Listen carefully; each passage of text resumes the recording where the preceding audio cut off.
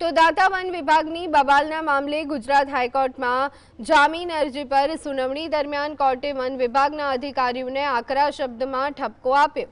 December મહિનામાં અંબાજીમાં નોંધાયેલી ફરિયાદના સંદર્ભમાં સુનાવણીમાં કોર્ટે કહ્યું, આદિજાતિ વિસ્તારમાં ક્લીમવાળી જમીન પર રોપા વાવવાનો હુકમ કોણે આપ્યો? સંસદને ગેરમાર્ગે દોરવા બદલ જવાબદાર અધિકારીઓને ઘર ભેગા કરવા જોઈએ। કોર્ટે વધુમાં કહ્યું, તમે આદિજાતિ વિસ્તારમાં રાજ્યની શક્તિ બતાવવા માંગતા હતા। આ કોઈ બોર્ડર નથી, આ તમારા જ નાગરિક છે। અરજદાર તરફથી જણાવવામાં આવ્યું કે સુબીર વિસ્તારમાં 172 આદિજાતિ પરિવારોએ જમીનનો ક્લેમ કર્યું છે અને ગુજરાતમાં કુલ 10,000 ક્લેમમાંથી 2,869 હજુ પેન્ડિંગ છે।